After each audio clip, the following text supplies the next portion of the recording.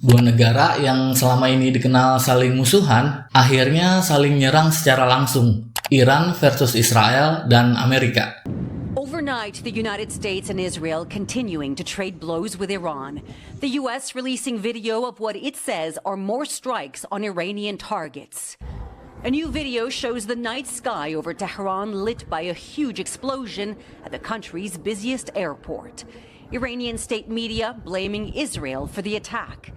And now on the growing list of American facilities targeted across the region, U.S. oil giants Halliburton and KBR, fire breaking out in their offices and warehouses in Iraq. But this morning, a shift in tone by the Iranian leadership. President Masoud Pezeshkian apologizing to neighboring countries, saying the regime will no longer attack them unless their territory is used to attack Iran first. No sign President Trump is softening his stance, declaring no deal with Iran except unconditional surrender. Iran's president answering, quote, "They will take their dream to the grave if they think we will surrender unconditionally." Pertanyaan yang banyak muncul di mana-mana cuma satu. Apakah ini awal dari Perang Dunia Ketiga? Konflik Iran dan Israel sebenarnya bukan cerita baru. Permusuhan negara ini udah berlangsung puluhan tahun, tapi yang membuat sekarang terasa menegangkan adalah karena satu hal. Selama ini tuh mereka jarang menyerang secara langsung. Biasanya konflik terjadi lewat proksi atau pihak tiga. Misal lewat kelompok milisi, organisasi bersenjata, atau perang bayangan di negara lain. Tapi sekarang serangan terjadi langsung antar negara. Saling kirim-kiriman rudal dan drone pengebom. Menariknya, dulu Iran dan Israel nggak selalu bermusuhan. Pada era 1950 sampai 1970-an, Iran adalah negara Timur Tengah yang memiliki hubungan cukup baik dengan Israel. Waktu itu Iran dipimpin oleh Shah Muhammad Reza Pahlavi. Pemerintah Iran saat itu dekat dengan Barat, termasuk Israel dan Amerika Serikat. Tapi semuanya berubah drastis pada tahun 1979. Terjadi sebuah peristiwa besar di Iran yang dikenal sebagai Revolusi Iran. Pemerintah monarki saat itu digulingkan, dan Iran berubah jadi Republik Islam yang dipimpin oleh ulama. Dan sangat anti-Barat dan anti-Israel juga. Sejak itu, kebijakan luar negeri Iran ngikut berubah total. Israel yang sebelumnya dianggap kawan, sekarang dianggap musuh. Nah, dari situ permusuhan panjang Iran-Israel dimulai. Beberapa waktu terakhir, seperti yang kita ketahui, kalau ketegangan meningkat drastis. Israel dibantu Amerika ngelancarin serangan ke beberapa target penting di Iran, dengan dalih supaya Iran nyetop ngelakuin pengembangan program nuklirnya. Serangan udara gabungan Amerika dan Israel yang diluncurkan pada akhir Februari 2026 kemarin adalah bagian dari operasi militer besar-besaran. Kalau ngelansir dari Hindustan Times, Amerika menamai serangan tersebut sebagai Operation Epic Fury, sementara Israel menyebutnya Operation Roaring Lion. Dan serangan tersebut juga menyasar ke komplek kediaman Ayatollah Ali Khamenei dan menyebabkan tewasnya pemimpin tertinggi Iran tersebut. Iranian state media has confirmed the death of the country's supreme leader, Ali Khamenei. Khamenei's daughter, grandchild, and 2 other family members were also killed in the strikes. Earlier, Iran launched missiles and drones towards Israel and US military bases in the region in response to earlier attacks. Jadi di video kali ini kita ngebahas tentang Iran Supreme Leader, Ayatollah Ali Khamenei. Siapa dia, apa perannya, dan kenapa sih wajahnya selalu muncul dalam berita internasional. Selama ini tuh Iran dan Israel dikenal ngejalanin namanya shadow war atau perang bayangan. Artinya konflik terjadi lewat cara yang nggak langsung. Misalnya serangan cyber, operasi intelijen, pembunuhan tokoh militer, dan serangan udara di wilayah negara lain. Tapi jarang sampai kejadian perang besar secara langsung. Nah, serangan Israel yang di backing Amerika kali ini beda. Bahkan menyebabkan korban yang merupakan pemimpin tertinggi di negara Iran. Sebelum ngebahas Ayatollah Ali Khamenei, kita nyoba pahami dulu struktur politik di Iran. Jadi, Iran itu adalah negara Republik Islam, yang artinya di Iran menggunakan sistem politik yang ngegabungin unsur demokrasi dan teokrasi. Buat yang belum tahu, teokrasi adalah sistem pemerintahan yang menjunjung dan berpedoman pada prinsip ilahi ketuhanan, di mana pemimpin negara juga sekaligus sebagai pemimpin agama. Di satu sisi ada Presiden Iran dan parlemen yang dipilih rakyat. By the way, Presiden Iran saat ini adalah Masoud Pezeshkian yang resmi menjabat sejak 28 Juli 2024 lalu. Tapi di sisi lain ada satu posisi yang kekuasaannya jauh lebih besar dari semuanya. yaitu pemimpin tertinggi Iran atau Supreme Leader, jabatan yang diciptakan setelah revolusi Iran di tahun 1979. Di Iran, pemimpin tersebut menyandang nama Ayatollah, dan pemimpin tertinggi atau Supreme Leader Iran yang kita kenal saat ini adalah Ayatollah Ali Khamenei. Pemimpin tertinggi adalah figur yang ngawasin hampir seluruh aspek negara, kayak kebijakan luar negeri, militer, termasuk Islamic Revolutionary Guard Corps, terus keamanan nasional, sama urusan agama, sampai ke pemeriksaan dan persetujuan calon pemimpin politik. Semua adalah kewenangan pemimpin tertinggi atau Supreme Leader. Inilah yang ngebuat posisi ini sangat strategis dan sering jadi sorotan dunia. Ayatollah Ali Khamenei memimpin Republik Islam Iran sejak tahun 1989. ngegantiin Ayatollah Ruhollah Khomeini. حالا ما رأی میگیریم دیگه بحثم نمیشه. تا رفراندوم البته این موقت دائمی نیست. تا اون موقع موافق هستند قیام بفرمایید. بشکنید. موقت گفتم 56 نفرم ایستاد. با خود من از 2/3.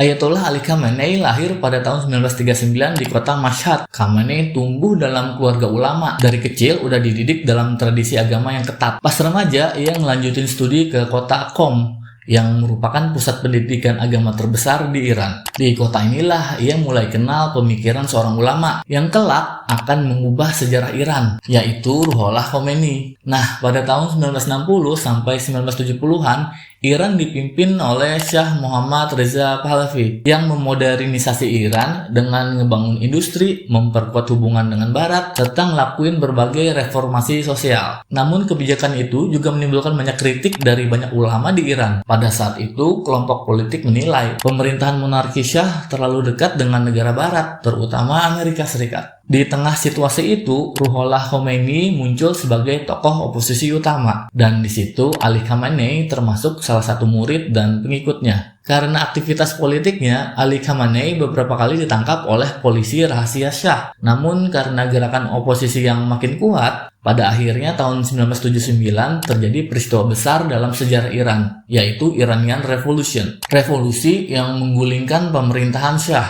dan mengubah Iran yang monarki menjadi Republik Islam.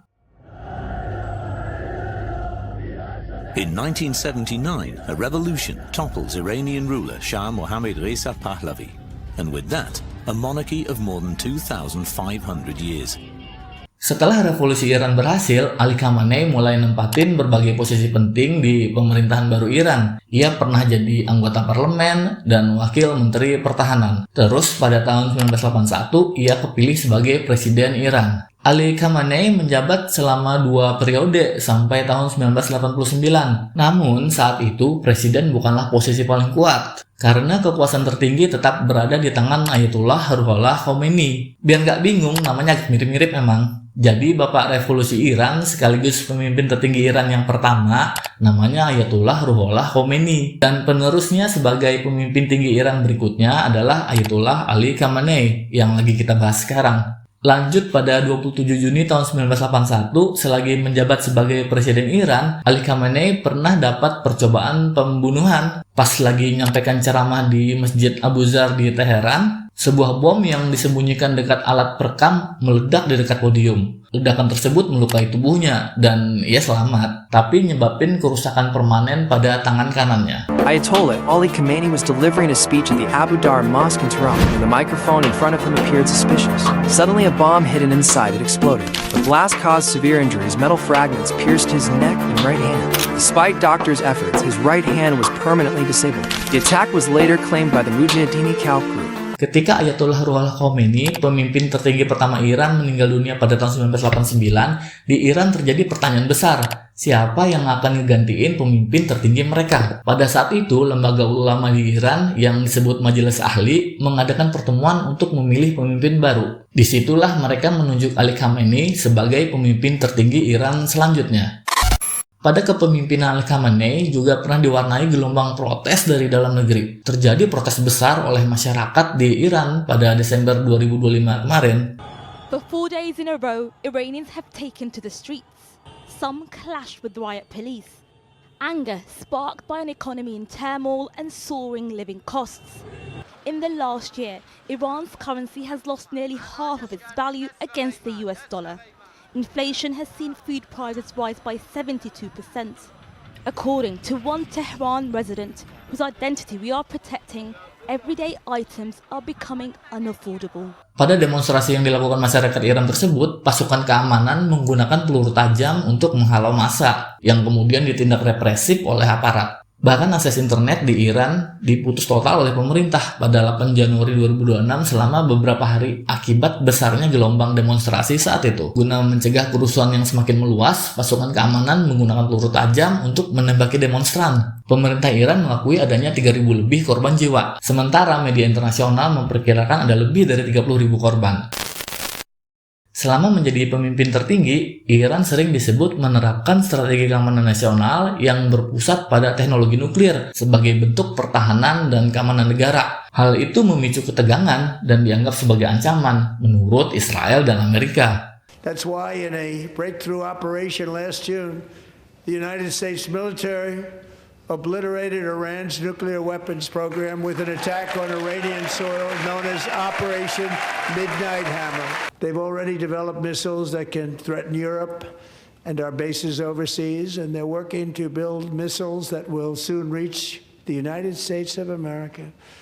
After Midnight Hammer, they were warned to make no future attempts to rebuild their weapons program, and in particular, nuclear weapons. Padahal pemimpin tertinggi Iran yang pertama udah ngeluarin fatwa melarang penggunaan senjata nuklir untuk penghilangan nyawa karena tidak sesuai dengan ajaran agama, dan fatwa tersebut bahkan sampai hari ini belum dicabut.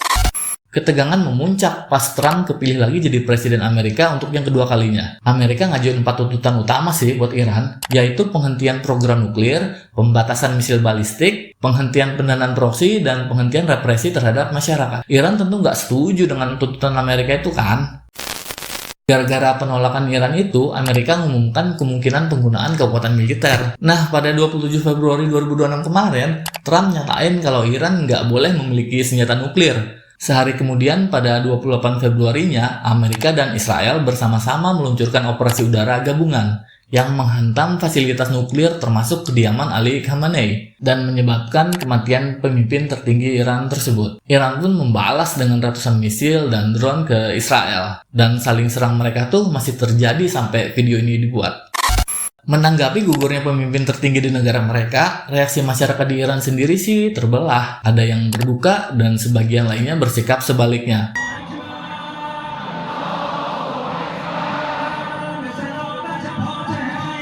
عزیزترین کسمون از دست دادیم بزرگمون از دست دادیم آقامون از دست دادیم به خاطر اینجا جمع شدیم. Kelompok penentang rezim Ali Khamenei merayakan kematiannya dengan menari dan merobohkan monumen beliau. Kedepannya, penerus pemimpin tertinggi Iran akan dipilih oleh majelis ahli yang terdiri atas 88 ulama di Iran. Jadi sekarang nih situasi di Iran dalam masa transisi yang krusial. Proses suksesi mereka sedang berlangsung terkait siapa pemimpin Iran berikutnya. Dan semua mata di dunia saat ini lagi tertuju ke Iran. Pertanyaan yang sering muncul di internet, apakah konflik Iran lawan Israel dan Amerika ini bisa memicu perang dunia ketiga? Nggak ada yang tahu pasti.